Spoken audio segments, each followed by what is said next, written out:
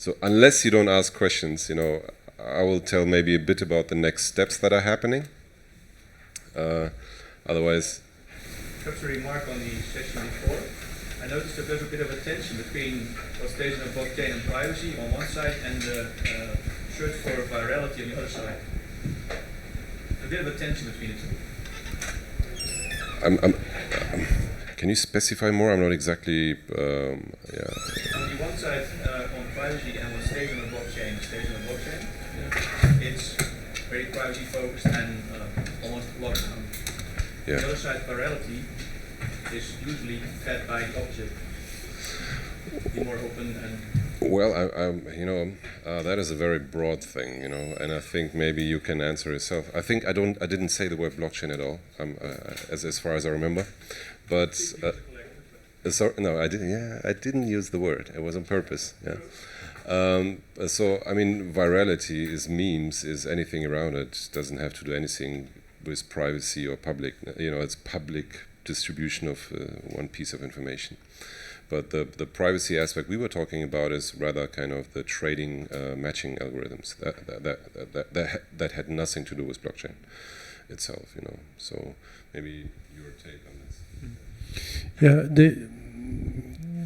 there are contradictory behavior, of course. People want privacy, but they expose the color of their last shirt on Facebook and things like that. So I think we will live in exactly the same world.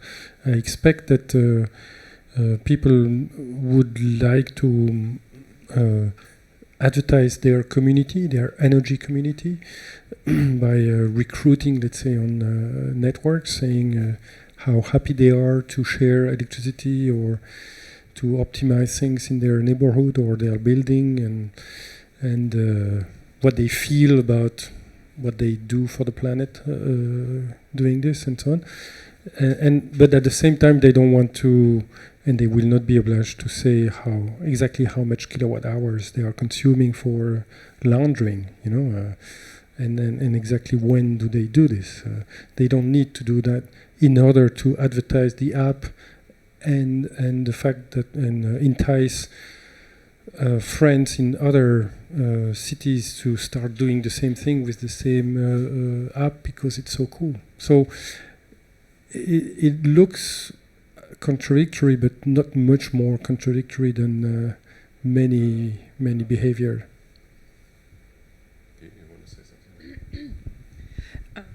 I mean, from a technical point of view, you could also consider to implement some privacy on demand with CK Snark, for example, this blockchain-based feature that that the prosumer is also able to decide, as you said, these are the transactions that I want to make visible to the community, and these are maybe the ones that I don't want to make visible.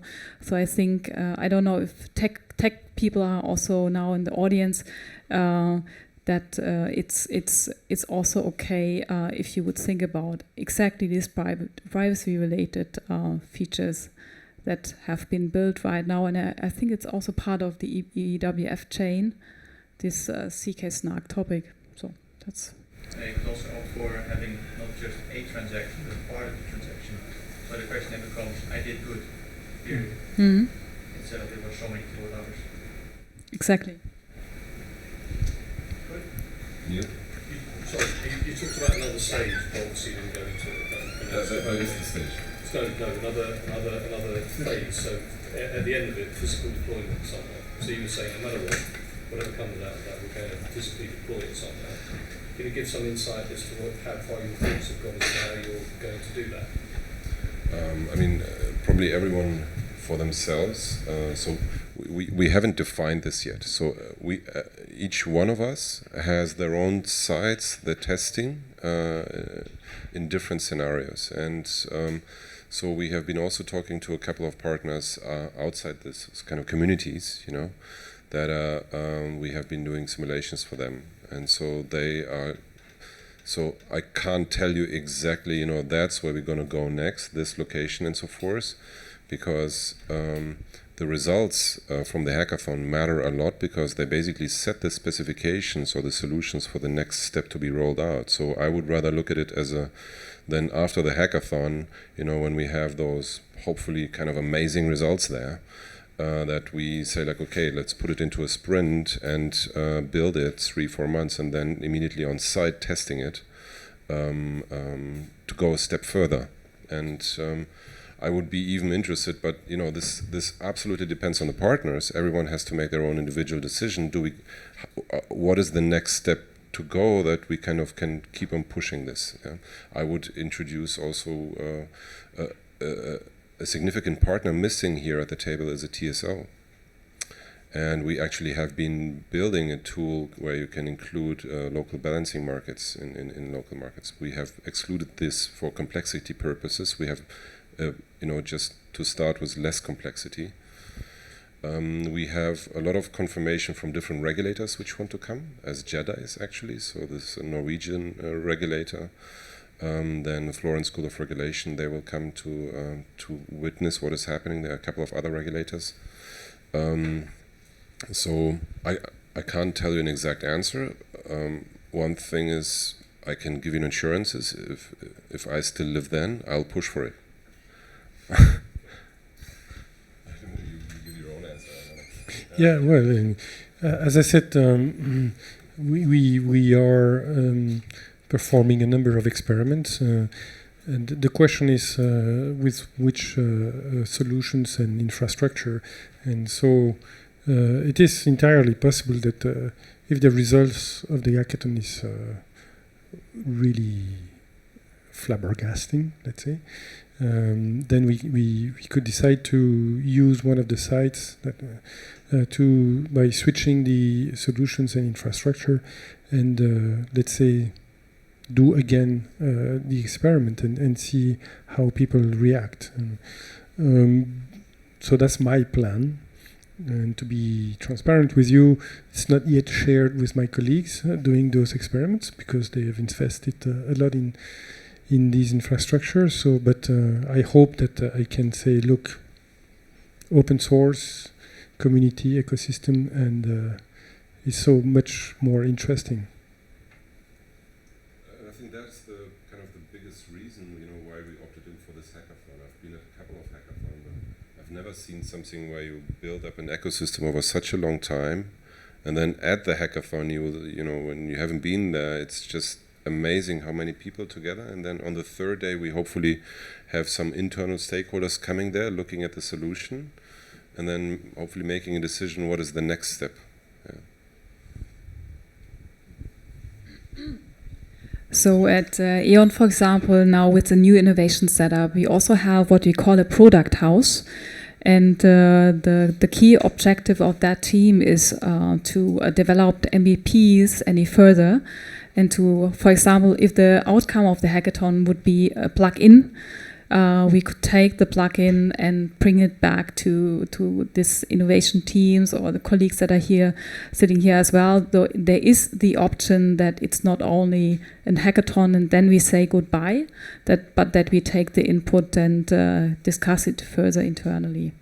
I think that was the biggest fear of everyone, because everyone here knows hackathons, and everyone's fear at the beginning was, well, another hackathon, nothing happens afterwards. And so, when we were sitting together, it was like, no, how can we create something that is really convincing internally that we make a step further? And so, that's why there is a highly curated process during choosing the teams, because, we want to have teams there that, which increases the chance that we can continue doing that. And maybe to add to this, in the Netherlands, quite some experiments already are there and communities are active. So we're already building a kind of a consortium where different communities share their experiences. But what we learn and see in the hackathon could very well be another partner in that ecosystem, and maybe connect to one of the communities in the Netherlands who's looking for a party that can help them to build their own local market. So it's really happening, and communities are looking for partners. So I think there's future after the hackathon.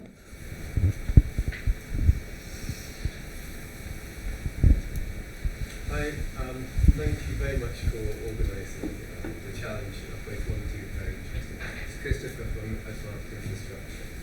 My question is around the data, possibly mostly for Stream 2. In order for us to influence consumer behaviours and engage them more, I feel that more and more granular data is required, down to the appliance level. What type of data will be made available for us in the development of these apps? And how are you going to socialise those requirements with the teams up until hackathon? So we have quite granular data also from ourselves, from disaggregation devices, and the research goes into classifications, all kind of standard assets in the homes, and there is not much complexity there. You can compare a lot of homes very easily to each other. But you will see at the end, in creating this this experience of the singularity, is not the problem about the data. Is rather what kind of content can you create with this, or what kind of interesting stories you can do with this. And so I can't answer your question kind of in like, yeah, any type of granularity, you know. But data is a lot there, so. What type of sources are we looking at? Are we just looking at disaggregating metadata? No, so we had communities, so PVs, batteries. Well, for batteries it doesn't matter. The only thing you need to know is how fast they can charge and discharge, and the losses in between. So the kind of the technical aspects. And heat pumps, I believe there is data available, and then disaggregated data, which can be very diverse. You know, every fridge in disaggregated data has a different. Yeah, but they're all in average, you know, pretty similar. So. Yeah. So, and is this data made available to the teams before? All the research that we have done will be made available to the team. We will have several deep dives after choosing the teams, end of February. We will spend our whole March from our side just helping the teams being prepared best. Every idea you have, we will give everything we have to you, all our ideas. Yeah. In terms of non-energy data, what type of data sets have you considered for this competition? So, for example, any types of human behaviours, any types of meteorological weather data that would be available? No, I don't have. So we don't have anything of that. No. Yeah. Just benchmarks from other apps. Yeah. I think when we talked to some of the data scientists, we found out that the meteorological data wasn't necessary for some of the. Yeah, this is Stream 1. I mean, the Stream 1, the data scientists, they didn't want to have any external input. They just told us, just give us the price stream, and we train our algo. We don't need to know anything. So it was very surprising for us. They just wanted to have the past where the data is, you know. So we had 2 teams applying from Israel, AI companies, quite famous ones, and they shocked us in how little data they need actually to train the algorithms. But you know, in the engagement, if I'm talking about mini PPAs or kind of a chatbot style representing a trading bot or what, you know, it's like how to create content or tie this kind of mini PPAs to user stories has nothing to do with internal devices. It's, you know, you think of energy like a payment for something else that you do, nothing which is happening internally in your house, you know. So I know it's difficult to imagine because it isn't there yet, right? But this is something that I want to push. We want to create something that isn't there yet, but enhances the communication that we have now. Maybe the closest that I found out there as a benchmark where communication or using your local network for other purpose than sharing information is, haven't you worked at this company, eToro? No? What's that? Yeah. I would have wished so, but no. No, I had it. So eToro. eToro is, the majority are investing 70% by recommendation from the social network. It's kind of online investments in crypto and anything others. So, which is, you know, they do action because of recommendations from friends. So they're using the local network to do transactions. this is the only kind of, can we bring energy into this and payments?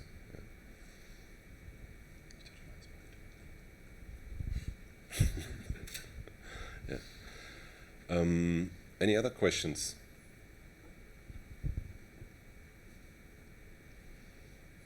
Yeah, what you said about selecting teams and deciding teams is the 24th of February, is that your... Yes, so Rutger, maybe you can tell more about the exact process. As I understand it, we are accepting applications until then, and yeah. 24th of February is the deadline for team applications, and for when we get a really good team, let's say last week, or I mean the first 8 or 9 teams are already confirmed. So when we get a really good team, we confirm them. Because if they sign up early, and then they have longer time to work with the challenge partners and their stakeholders. And the better you can prepare, the more value you can create at the hackathon. So, I mean, from our side, we taking calls from Thursday. As we come home, we have a lot of AI companies already scheduled in the next few weeks to introduce, because the slides we have shown to you is only kind of a tip of the iceberg of everything. So there is a lot of documentation, API, on ideas. So as I said, it's on the one side, it's very specific about the trading edge. On the other side, it's very broad. And Stream 2 is also very broad. But you know, to give it a chance that, you know, something useful comes outside, you know, we need to have meetings with the teams where we download all our experience and mix it with the experience of the teams, you know, so to get the biggest outcome. So we're taking calls from now on, but deciding teams after 24th of February.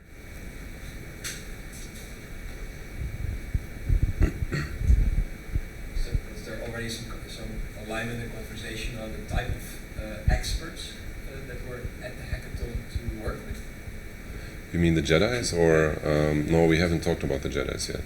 Maybe to go into a little bit of details on, because of course the interesting part of the hackathon, I think, is that people are there who you usually don't work with, right? So that could be someone from legal. In this case, it could be someone that brings in satellite data, or some other type of specialty that you often don't have within reach, or that would take a lot of time to reach or even get an answer. And here you have this person at the table working with you. So I mean, the only kind of Jedi, so to say, people that you rarely meet is the regulators that we invited. And specifically the Florence School of Regulation, the university where most of the regulators get their education from. So they are very open and progressive in their thinking, and they have a lot of experience in what could work, where it could go, and they do a lot of research in the next steps of. So we have sent a lot of invitations there, but we certainly need a lot of Jedis also on the tech side. Yeah. From our side, I normally Guillaume that you met should be a Jedi. He's specialized within Engie on the trading floor to manage flexibility from our clients, and therefore pushing new products or new services, not only on the existing market, but trying to create new markets. He's been doing this for the last 15 years, I think. So at some point, it might seem a little bit off the conversation, because he has seen so many things that he does shortcuts and doesn't tell you that doesn't work. But exactly. But as a Jedi, then he is going to be much more open. But fundamentally, he knows 100 times more than I do. So that's a good Jedi in definition.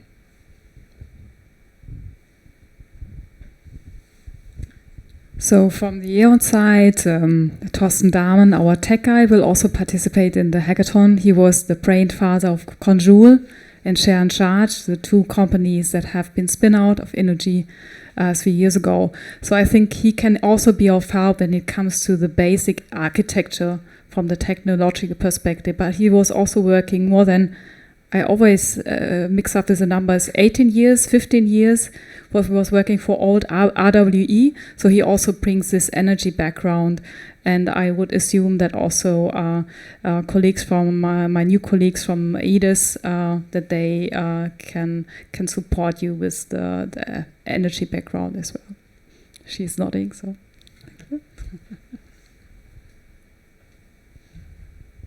Yeah, from us you can expect expertise on the grids, electricity grids, but also on, I think, quite a lot of experiments we did last year's the regulation applicable, how the tariff system is working. I think also some experience on load profiles of houses we have, so that's what we can bring. And if from your conversations emerge new type of expertise requests, then we would love to learn about it. Then we can source that. You can also think of if you want to move towards social. Yeah, that's all kinds of. I just wanted to say it. You know, this. Yeah, you have these kind of experts who are into that.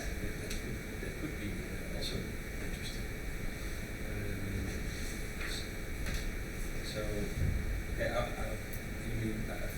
I'm processing already at the same time, so sorry for that. But yeah, definitely we can look into what comes out of your conversations together, and then we will get some of these Jedi on board.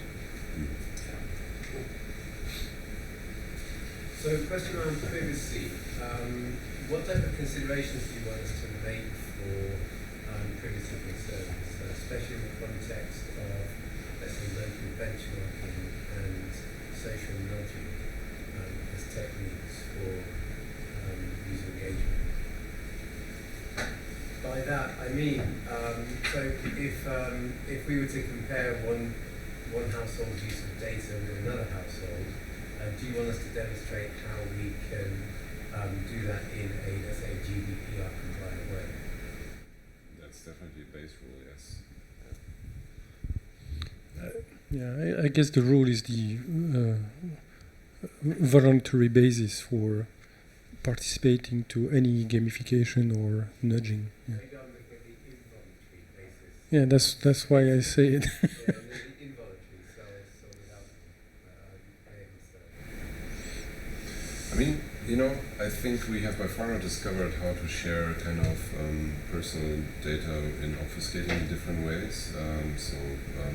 Think of just a simple curve, your consumption curve in real time. Brings a lot of data about you because it shows what's happening at your home. If you stretch it on a 100% curve and you put a color to actually where electricity is coming from, it's actually showing, you know, it doesn't show if you're there or not. It just shows maybe that, you know, you rather support your social network where you get electricity from. It's only for my friends, or it's only from the local community. It can be a status symbol even, you know, what you stand for. So I think there is a lot of different ways how you can share data without exposing different, how to say, making yourself attackable to robbery and so forth. But certainly we don't want you to, social nudging is a very gray area in terms of crawling networks and trying to figure out what's the best attack. We have a lot of lawyers running around there, by the way. Yeah. And if you come up with something you think like this could be incredibly, but I'm not sure if this is ethically or legally right. There is Ruka is developing a new app. Let's ask the lawyer. You will have it there in 10 minutes, and so the lawyer can say if it's possible or not. So I mean, how many Jedis will you have there? 20. No, the total hackathon. Yeah, hundreds. How many will be lawyers? Yeah, and 20 of them will be lawyers, and these are the kind of lawyers that are really looking into how can you make things happen. They're a top-tier European law firm, Lloyd's Group, and what I think is really interesting is that they have trained the past 3 years 900 of their team in AI and blockchain capabilities. So when it comes, for example, to GDPR, they're not the kind of a lawyer that says, oh, GDPR and blockchain is not a really happy marriage. No, they go beyond that and see what can be done. And 50 of them apply for the Jedi job and 20 are selected, so you have the really enthusiastic ones. And they're there for the full weekend. And so, and it's just not lawyers, it's also 2 or 3 partners are there. Because they are thinking, well, okay, maybe there's clients you can connect later on too of what they see. Yeah, so I mean the best what I have seen from last year hackathon is the team composition is enormously important, so that you have kind of developers and economists, but also someone who then you have a canvas there, and so someone who takes care of the canvas, because there is a lot of people coming always to the team from other teams to learn, hey, we heard you do this, how did you solve this? So and the best is to have one person for the communication to keep the others working and so forth. And so there is a lot. I don't know. I mean, maybe you say this best. You know. Well, I think you're putting it perfectly. And I mean, there is so everyone who's there is curated. There are no freewheelers. And we know exactly. Because of course, everyone, it's easy. I want to be a Jedi so I can unload my expertise on everyone. So these are not the ones we select. And for the teams, we really look for the most motivated ones in combination with the highest potential after the hackathon. You also elaborate on that as well, because after the hackathon, that's where the real magic happens. Because that's where the business gets done. Hackathon, you build a connection, you co-create your prototype, you hack the stuff, and that's where you work together. But if you look at the teams that create the most business value, of course that happens in the deals that come after the hackathon, right? So yeah, everything is there to support that basically. Yeah, that was the case from the last hackathon. There was this role of an accelerator. They had a couple of accelerators. So for the winning teams, they assigned an accelerator who would help them to make it reality. And so the winning team I was supporting was by chance from Berlin, where I come from, and so kind of they had a really interesting kind of solution, but it didn't take off in the sense so because the team, you know, they were still in other startups. You know, they had other. It was kind of a coordination problem in the teams to actually take it off and build it. But then the team who came in second in the same track, because it's actually a pretty nice story. We had a track with rainforest engineer Willy Smith. So you can put all kinds of fancy things on your business card, but it's not rainforest engineer, right? So this guy grows rainforests on depleted soil from palm oil. And so the team who came in second now landed a major deal. You are going to do this twice today because I'm going to talk about this anyway.